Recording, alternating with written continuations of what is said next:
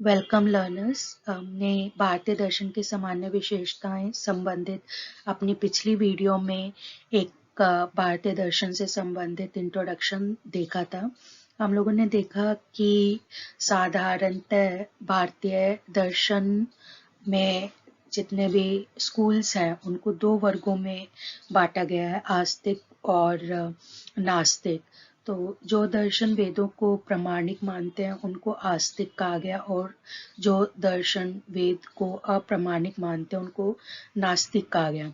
आस्तिक में 6 दर्शन रखे गए। आस्तिक ग्रुप में 6 दर्शन रखे गए: न्याय वैशेषिक, सांख्य योग, मीमांसा और वेदांत। इसके विपरीत चारवाक, बुद्धिज्म और जैनिज्म नास्तिक दर्शन के वर्ग में रखे गए। इन जितने भी ये दार्शनिक स्कूल हैं, दार्शनिक वर्ग हैं, इनमें आपसी विभिन्नता नजर आती है, परंतु इन मतभेदों और भिन्नताओं के बाद भी इन दर्शनों में सर्वनिष्ठा का कुछ पुट नजर आता है। तो कुछ सिद्धांतों की प्रामाणिकता प्रत्येक दर्शन में उपलब्ध है। तो इस साम्यता का कारण हम ये भी समझ सकते हैं कि इन सभी विचारधाराओं का जन्म एक ही भूमि भारत में हुआ। तो भारत में पनपने के कारण यहाँ की संस्कृति, विचार, प्रतिभा, निष्ठा का प्रभाव इन सभी स्कूलों पर देखा जा सकता है। तो इस प्रकार भारत के विभिन्न दर्शनों में जो साम्य दिखाई पड़ता है उन्हें ही हम भारतीय दर्शन की सामान्य विशेषताएं कह सकते हैं। तो ये विशेषताएं भारतीय विचारधारा के स्वरूप को पूर्णतः प्रकाशित करने में समर्थ हैं, और इसलिए इन विशेषताओं का भारतीय दर्शन में अत्यधिक महत्व है। तो हम एक एक करके इन विशेषताओं को आज की वीडियो में समझने की कोशिश करेंगे। इंडियन फिलॉसफी के सबसे पहले लक्षण की बात करें तो इंडियन फिलॉसफी का जो आउटलुक है वो स्पिरिचुअलिस्टिक है, आध्यात्मिक है। डॉक्टर एस राधाकृष्णन ने भी इंडियन फिलॉसफी को इसेंशियली स्पिरिचुअल कैरेक्टराइज किया। इसको स्पिरिचुअल इसलिए माना गया, आध्यात्मिक इसलिए माना गया क्योंकि इसमें आध्यात्मिक द्रव्य आत्मा को भौतिक द्रव्य से उच्च श्रेणी का माना गया है। जितने भी 9 स्कूल्स हैं इंडियन फिलॉसफी के, उनमें चारवाक एक एक्सेप्शन है जो भौतिक द्रव्य को ज्यादा महत्ता देता है और आध्यात्मिक द्रव्य को के अस्तित्व को स्वीकार नहीं करता है। चारवाक जो है वो भौतिकता को महत्व देते हुए अगले जन्म और पूर्व जन्म, रीबर्थ में बिलीव नहीं करता। बौद्ध फिलॉसफी जो है, बौद्ध फिलॉसफी में भी किसी इटर्नल सोल सब्सटेंस, अमर आत्मा या कोई एक परमानेंट सब्सटेंस के फॉर्म में सोल को नहीं देखा गया। बट वो स्पिरिचुअलिस्टिक लाइफ को डिनाई नहीं करते, वो नेक्स्ट लाइफ को डिनाई नहीं करते, वो कर्म को डिनाई नहीं करते, वो मॉरल वैल्यूज को डिनाई नहीं करते। तो स्पिरिचुअलिस्टिक आउटलुक बुद्धिज्म का भी है। तो चारवाक से वो आत्मा में, किसी परमानेंट आत्मा में विश्वास नहीं करते हुए भी उनका आउटलुक जो है वो स्पिरिचुअलिस्टिक आउटलुक है। और बाकी जितने भी स्कूल्स हैं उनमें आत्मा को भौतिक शरीर से ऊपर माना गया है। तो हम कह सकते हैं कि चारवाक को छोड़ के यहाँ प्रत्येक दार्शनिक स्कूल आत्मा की सत्ता में विश्वास करता है, और उपनिषद से लेके वेदांत तक आत्मा की खोज पर जोर दिया गया है। और ऋषियों का तो यहाँ पर मूल मंत्र रहा है आत्मनम विद्धि, नो दाई सेल्फ। तो आत्मा में विश्वास करने के फलस्वरूप, जैसा कि हमने कहा कि भारतीय दर्शन अध्यात्मवाद का प्रतिनिधित्व करता है। तो जितने भी स्कूल्स हैं उन्होंने जनरली आत्मा को अमर माना है, और आत्मा और शरीर के बीच का मुख्य अंतर यही है कि आत्मा अविनाशी है जबकि शरीर का विनाश हो जाता है। अब अगर हम अलग अलग स्कूल्स के इस आत्मा संबंधित विचार को देखें तो चार्वाक आत्मा और शरीर को एक दूसरे का पर्याय मानता है। उन्होंने कहा कि चैतन्य विशिष्ट देह, इसी को उन्होंने देह को ही आत्मा माना। उन्होंने बोला कि आत्मा शरीर से कोई पृथक द्रव्य नहीं है, शरीर की तरह आत्मा भी विनाशी है, क्योंकि आत्मा वस्तुतः शरीर ही है, उससे अलग कुछ नहीं है। और इस विचार को, चार्वाक के इस विचार को देह आत्मावाद भी कहते हैं। हमें कुछ अलग अलग मत भी देखने को मिलते हैं। 4 अलग अलग मत हमारे सामने आते हैं जो सदानंद आचार्य ने वेदांत सार में लिखे हैं। उसमें कुछ चार्वाक जो हैं आत्मा को शरीर मानते हैं, कुछ चार्वाक जो है आत्मा को ज्ञानेंद्रिय के रूप में मानते हैं, कुछ चार्वाक जो है आत्मा को कर्मेंद्रिय मानते हैं, और कुछ चार्वाकों ने मनस को आत्मा कहा है। तो चार्वाक, चाहे हमें कोई भी विचार देखने को मिले, चाहे उन्होंने सोल को सेंसेस से इक्वेट किया या बॉडी से इक्वेट किया या कर्म इंद्रिय से इक्वेट किया, तो वो बेसिकली सोल की इटर्निटी को डिनाई करते हैं। तो चार्वाक के हम आत्मा संबंधित विचार को भौतिकवादी विचार भी कह सकते हैं, मटेरियलिस्टिक पॉइंट ऑफ व्यू भी कंसिडर कर सकते हैं हम, जो चार्वाक फिलॉसफी है। बुद्धिज्म को अगर हम देखें तो बुद्धिज्म जो है वो क्षणिक आत्मा की सत्ता को स्वीकार करता है। वो मानते हैं कि आत्मा चेतन का प्रवाह है। उनका विचार जो है वेस्टर्न फिलोसोफर विलियम जेम्स के आत्मा संबंधित विचार का एक प्रतिरूप नजर आता है। उन्होंने, बुद्ध ने वास्तविक आत्मा को इल्यूजन कहकर, भ्रम कहकर व्यवहारवादी आत्मा, एम्पिरिकल सेल्फ को माना, जो कॉन्स्टेंटली, जिसमें चेंज होता रहता है, जो निरंतर परिवर्तनशील है। तो बुद्ध के आत्म विचार को हम अनुभववादी या एम्पिरिकल पॉइंट ऑफ व्यू भी कह सकते हैं। जैन दर्शन में जीवों को चेतन युक्त कहा है। चेतना आत्मा में निरंतर विद्यमान रहती है। वो मानते हैं कि आत्मा में चैतन्य और विस्तार दोनों समाविष्ट हैं। उन्होंने आत्मा को ज्ञाता, कर्ता और भोक्ता माना है। मतलब सब कुछ आत्मा की कैपेसिटी में ही है कि वो क्या बनना चाहती है, क्या नहीं बनना चाहती है। अपने कर्मों का इंजॉयर भी वही है। अपने कर्मों को वो खुद ही भोगता भी है, करता भी है, और ज्ञान भी आत्मा को होता है। और उसमें 4 तरीके की पूर्णताएं उन्होंने मानी है, जो उन 4 गुणों को जो है मूल स्वभाव माना है आत्मा का: अनंत ज्ञान, अनंत दर्शन, अनंत वीर्य और अनंत आनंद को।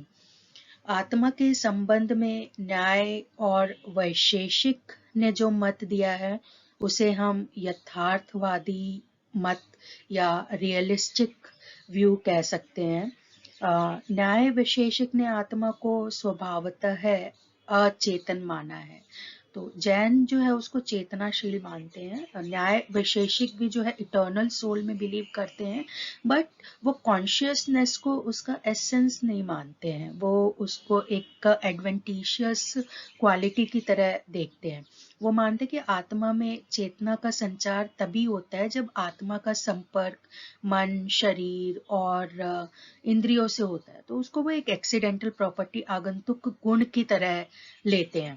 और मोक्ष अवस्था में आत्मा में चेतना नहीं रहती। बट जैन दर्शन में मोक्ष के बाद भी आत्मा को चेतनशील और जो 4 मूल गुण की हमने बात की वो आत्मा में रहते हैं। तो आत्मा को ज्ञाता, कर्ता, भोक्ता भी माना गया है। मीमांसा भी न्याय की तरह ही चेतना को आत्मा का आगंतुक धर्म मानती है, और मीमांसा दर्शन में आत्मा को नित्य और विभु माना गया है। वहीं सांख्य दर्शन को अगर हम देखें तो सांख्य दर्शन में आत्मा को चैतन्य स्वरूप माना है, चेतना को आत्मा का मूल लक्षण माना है, जैसा कि जैन मानते हैं। और चैतन्य के अभाव में वो कहते हैं कि आत्मा की कल्पना भी असंभव है, और आत्मा जो है निरंतर ज्ञाता रहता है, और आत्मा स्वयं ज्ञान का विषय नहीं हो सकता। पर यहाँ पे हमें क्या भेद नजर आता है इसका जैन दर्शन से, कि सांख्य ने आत्मा को अकर्ता कहा है, जबकि वहां पर आत्मा को कर्ता माना गया है। न्याय वैशेषिक में भी आत्मा को कर्ता माना गया है। यहाँ पे सांख्य जो है आत्मा को आनंद विहीन और आनंद विहीन मानता है, क्योंकि आनंद गुण का फल है और आत्मा त्रिगुणातीत है, उसमें सत्व रजस और तमस ये गुण नहीं माने गए। शंकराचार्य की बात करें, वेदांत अद्वैत वेदांतीन स्कूल के जो प्रणेता हैं उनकी बात करें तो वो चेतना को आत्मा का मूल स्वरूप लक्षण मानते हैं, और आत्मा को सच्चिदानंद सत चित आनंद स्वरूप कहते हैं। आत्मा न ज्ञाता है न ज्ञान का विषय है। और जहाँ तक हम आत्मा की संख्या की बात है, कि नंबर ऑफ सोल की बात है, तो शंकर को छोड़ के अद्वैत वेदांत को छोड़ के जितने भी दार्शनिक मत हैं जिन्होंने आत्मा को माना है, उन्होंने आत्मा को अनेक माना है। एक ही आत्मा नहीं है, अनेक आत्मा है। जैसे हम यहाँ पर अनेक मनुष्य हैं, तो आत्मा भी जो है अनेक है। शंकर एक ही आत्मा को सत्य मानते हैं, और न्याय वैशेषिक जो है दो प्रकार की आत्माओं को मानता है, जीवात्मा और परमात्मा। पर जीवात्मा जो है वो अनेक है और परमात्मा जो है वो एक है। भारतीय दर्शन का अगला प्रमुख लक्षण ये है कि यहाँ के दार्शनिकों ने संसार को दुखमय माना है, और दर्शन का विकास भारत में इस असंतोष के कारण ही हुआ।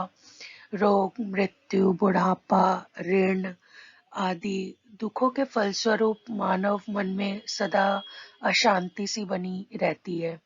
अगर हम बुद्ध के 4 आर्य सत्य को देखें तो अपने पहले आर्य सत्य में उन्होंने विश्व को दुखात्मक बतलाया, और उन्होंने रोग, मृत्यु, बुढ़ापा, मिलन, वियोग, इन सब अनुभूतियों को दुखात्मक कहा है। तो जीवन के हर पहलू में मानव दुख का ही दर्शन करता है। तो उनका मानना है कि दुखियों ने जितने आंसू बहाए हैं उसका पानी समुद्र जल से भी अधिक है। तो ये उनके जगत के प्रति, वर्ल्ड के प्रति उनके पॉइंट ऑफ व्यू को रिफ्लेक्ट करता है। बुद्ध के प्रथम आर्य सत्य से अन्य दार्शनिक स्कूल सांख्य, योग, न्याय वैशेषिक, शंकर, रामानुजन, जैन, ये सभी दर्शन सहमत दिखाई पड़ते हैं। सांख्य भी विश्व को दुख का सागर कहता है। वो इवन ये भी मानता है कि विश्व में 3 प्रकार के दुख हैं, आध्यात्मिक, अधिभौतिक और आधिदेविक। और आध्यात्मिक दुख शारीरिक और मानसिक दुखों का दूसरा नाम है। अधिभौतिक दुख बाह्य जगत के प्राणियों से, जैसे मनुष्य, पशु और मनुष्य से प्राप्त होते हैं। इस प्रकार के दुख का उदाहरण चोरी, डकैती, हत्या, इस तरह के कुकर्म हम मान सकते हैं। और तीसरा आधिदैविक दुख वो दुख है जो अप्राकृतिक शक्तियों से प्राप्त होते हैं, जैसे भूत, प्रेत, बाढ़, अकाल, भूकंप, ये सब इस प्रकार के दुख का उदाहरण है। तो हम लाइफ को अगर देखें तो एक ना एक प्रकार का दुख जो है यहाँ पे इस संसार में उपस्थित है। तो भारतीय दार्शनिकों ने विश्व की इवन जो प्लेजरेबल एक्सपीरियंसेस हैं उनको भी जो है पेनफुल कहा है। तो सुखात्मक अनुभूति भी दुखात्मक बताई गई है। और उपनिषद जैसे और गीता जैसे जो दार्शनिक साहित्य हैं भारत के, उन्होंने इस विश्व की अपूर्णता की ओर संकेत किया है। और संसार के सुखों को वास्तविक सुख समझना ही अदूरदर्शिता है। इस कारण जो भारतीय दर्शन है उसको निराशावादी भी कहा जाता है। तो जो ऑब्जेक्शंस हैं जो भारतीय दर्शन के अगेंस्ट रेज हुई हैं उनकी सिद्धांतों को लेके या उनके आउटलुक को लेके, वो हम अपने इस चर्चा के लास्ट पार्ट में देखेंगे। भारतीय दर्शन की सामान्य विशेषताओं की जो हमारी लास्ट वीडियो होगी उसमें हम डिस्कस करेंगे। तो इस तरीके से जितने भी फिलोसॉफिकल स्कूल है सबने एक्सेप्ट किया है कि इस संसार में, इस जगत में एक या दूसरे तरीके का दुख यहाँ पर है। तो दार्शनिक विश्व को दुखमय मानते हैं और इसमें कोई संबंध, इसमें कोई संदेह नहीं है। तो इस दुख का पर वो इसी बात पे नहीं रुक जाते कि इस संसार में दुख है, वो इसका कारण खोजने की भी कोशिश करते हैं और कारण खोजकर उसको दूर करने की भी कोशिश करते हैं। तो कारण के रूप में वो कहते हैं कि इग्नोरेंस जो है वो सफरिंग का रूट कोज है। जो भी ह्यूमन सफरिंग है उसका रूट कोज जो है सफरिंग है, उसका रूट कोज जो है इग्नोरेंस है।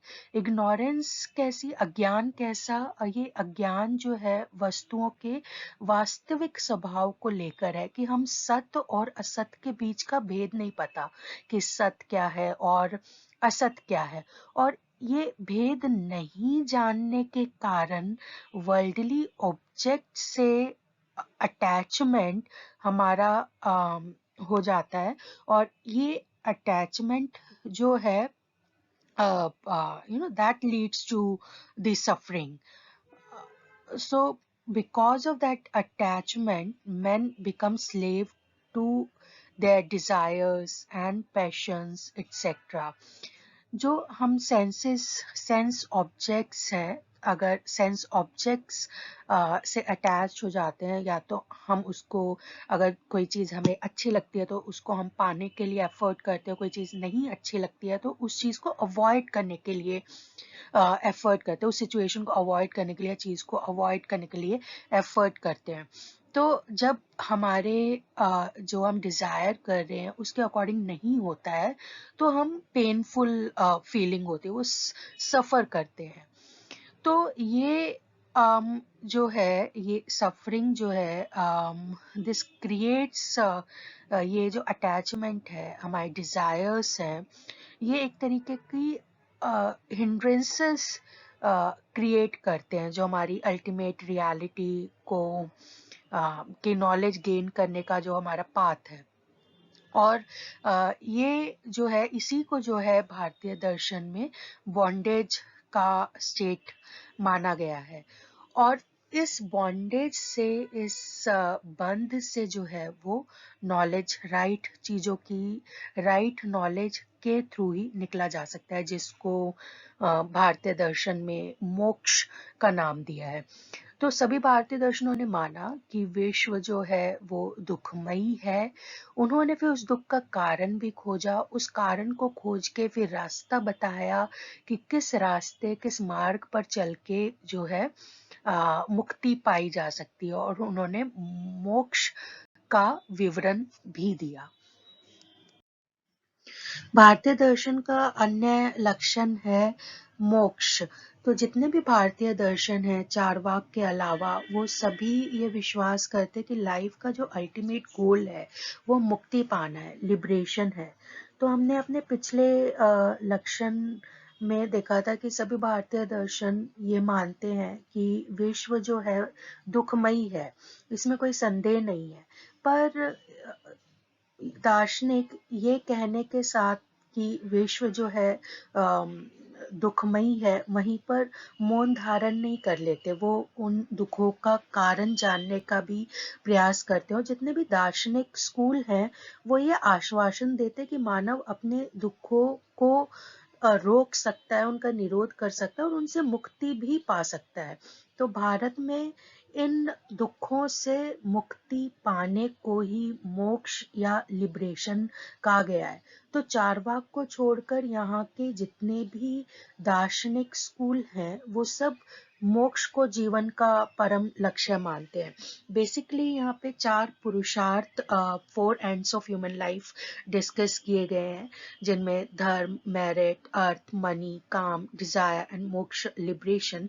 These are also representing 4 different aspects of human life. So the ultimate goal of human life is liberation. All other 3 goals help one to achieve that final pursuit of one's life. Okay, so the liberation या मोक्ष को जो है वो मुख्य गोल या मुख्य लक्ष्य जो है माना गया है। और मोक्ष जो है जहाँ पर दुखों का पूर्णतः अभाव होता है उसको आनंदमय अवस्था भी कहा गया है। और दार्शनिक केवल मोक्ष के स्वरूप का वर्णन देकर चुप नहीं हो जाते, बल्कि वो मोक्ष को पाने का मार्ग भी बताते हैं। पर कुछ जो है मोक्ष ज्ञान के माध्यम, कहते हैं कि ज्ञान के माध्यम से मोक्ष पाया जा सकता है, कुछ कहते हैं भक्ति के माध्यम से मोक्ष पाया जा सकता है, कुछ दार्शनिक जो है कर्म के रास्ते से मोक्ष को पाने का रास्ता बताते हैं। तो knowledge, devotion और actions are different ways through which one can attain liberation. Buddha के अनुसार मानव मोक्ष को अष्टांगिक मार्ग पर चलकर पा सकता है। अष्टांगिक मार्ग में वो 8 अंग बताते हैं: सम्यक दृष्टि, सम्यक संकल्प, सम्यक वाक, सम्यक आजीविका, सम्यक क्रमांत, सम्यक व्यायाम, सम्यक स्मृति, सम्यक समाधि। और जैन दर्शन की बात करें तो जैन दर्शन सम्यक ज्ञान, सम्यक चरित्र इस त्रिमार्ग का निर्देश करता है। और सांख्य और शंकर के अनुसार मानव ज्ञान के द्वारा अर्थात वस्तुओं के यथार्थ स्वरूप को जानकर मोक्ष प्राप्त कर सकता। और मीमांसा के अनुसार मानव कर्म के द्वारा मोक्षावस्था को प्राप्त कर सकता है। तो भारतीय दर्शन में मोक्ष और मोक्ष के मार्ग की अत्यधिक चर्चा की गई है, इसलिए साधारणतः जो उनके अगेंस्ट ये क्लेम किया जाता है कि भारतीय दर्शन जो है एक पेसिमिस्टिक फिलॉसफी है, निराशावादी दर्शन है, तो यह कहना भ्रामक है। निराशावादी का मतलब है कि कर्म को छोड़ देना, कोई होप नहीं होना, होपलेस हो जाना। बट यहाँ पे होपलेसनेस नहीं है, वो एक रास्ता भी बताते हैं जिससे दुखों से निकला जा सकता है और मुक्ति पाई जा सकती है। भारतीय दर्शन की अन्य सामान्य विशेषताओं की चर्चा हम अपने अगले वीडियो में करेंगे।